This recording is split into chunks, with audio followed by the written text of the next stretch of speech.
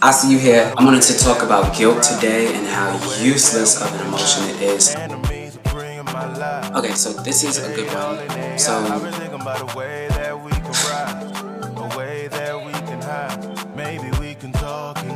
what up? I'm back at it again with a new video. Before I get into the video, if you want to just hit that like button, give me a thumbs up, and subscribe.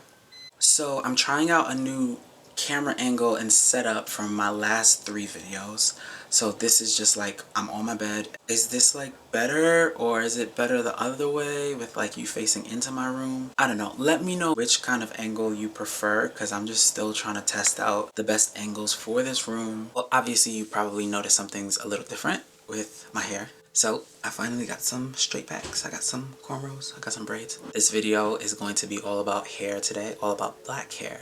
So I already made a video previously about feeling ugly in a pandemic, and in that video I talked about my hair growing out and it being an unexpected result of not wanting to go to a barber, and also like not having the pressure to go outside of my house and look presentable and whatever that means. And so I kind of wanted to use this video as a way to sort of like unpack some of the feelings that were coming up for me. The last time I had a haircut was in March, like early March. It is now November 14th, and so it's been quite some time. It's funny because all the times in the past when I've had hair, I was always counting down the days till when I could finally get braids, but this time was so different because I didn't do this intentionally. Braids were the last thing on my mind. I didn't know that the quarantine would be this long, but before you knew it, like I just kind of woke up one day, I was washing my hair and I had conditioner in, and so I was like whipping my head back and forth, and my hair started like slapping my face, and I was like, wait a minute, that means I have long enough hair. And so I asked my sister to braid my hair, and she was like, yeah, I could braid this. And I was like,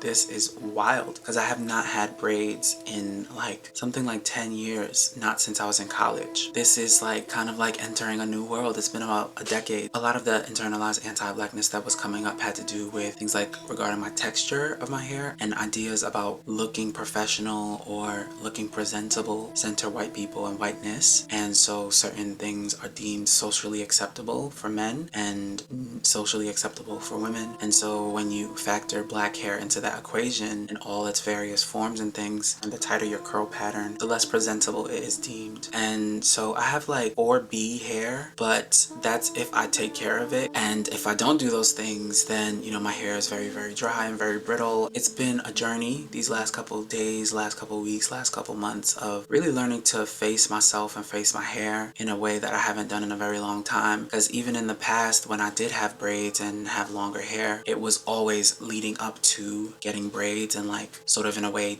putting my hair away, or like, you know, these protective styles, braids and things, in a way for me that can also be seen as a way of like tucking my hair away and putting my hair away into a more presentable form, right?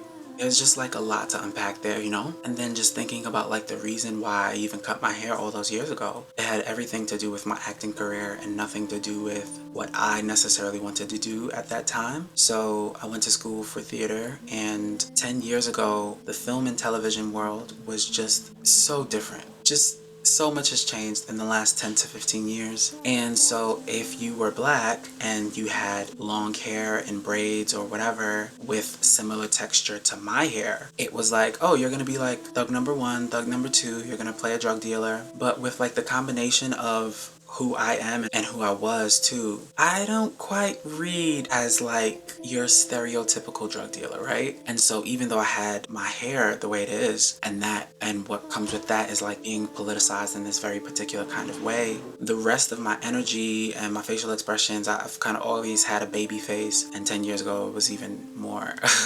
It just kind of didn't match up, this like baby face or innocence or even like femininity and playfulness with this idea of like a thug or a drug dealer. In the minds of the acting world and casting directors and things like that, it didn't match up. And so I was having a very hard time booking jobs either for drug dealers or for boy next doors or for the sassy secretary, sassy best friend, whatever, right? I was having a hard time booking any of these categories, even though I went to school to learn how to be able to play all of these various roles authentically. The way I looked did not match up with these ideas that are put onto blackness.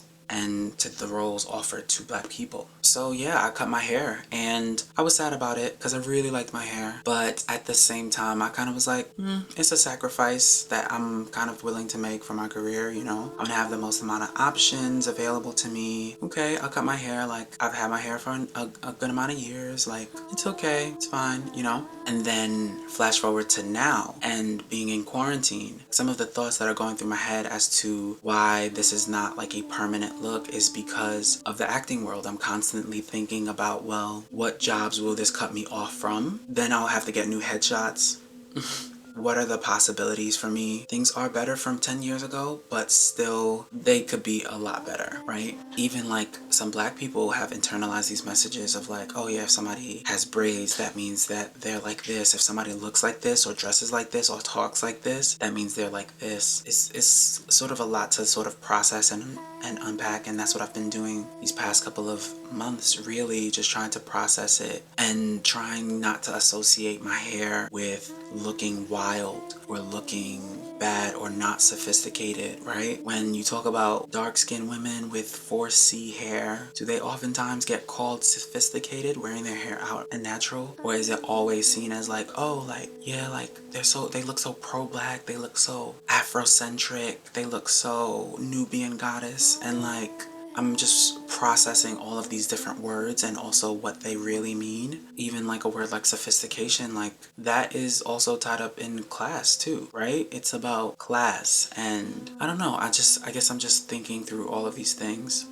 And like the impulse to like shame myself because I don't have that much hair and call my hair neck braids, like I don't know, it's kind of funny, but when you really like examine it, it's quite anti-Black. Neck braids means like you don't have enough hair in the back, like your hair right back here, it doesn't like come off of your neck, like it stops at your neck, right? And so that talks about like hair length, and prioritizing length of hair over health of hair is really like a Eurocentric beauty standard. A lot of Black people, our hair doesn't grow down, it grows like up and out. And so even if we do have like tons of hair or whatever, it's not going to be like long unless we apply heat to it. A lot of us, not all, but a lot. And so this idea that long hair is attractive, especially in women, you know, that's quite Eurocentric. Processing things like neck braids, even when I'm making fun of myself. Processing, I don't believe that my career is more important than the quality of my life anymore. But 10 years ago, I did. 10 years ago, I definitely prioritized my career above all else because various things going on in my life. And I saw it as like a way out, an escape. Looking back, I can have compassion for myself and like realize like why placing so much importance on my career was something that I did. But now I'm in a different space. The resolve that I've kind of come to with like my hair and whether or not I will keep my hair and have braids or just whatever is, you know, part of what draws me to acting is this ability to sort of like shapeshift and sort of imagine myself like myself, but like with certain small changes. I have so many interests and I like peering into the lives of different people, different career fields, and different styles. I really like that, and that's what makes acting so attractive to me because it is all of these things. It is creative, it is moving, it is not all the same. And so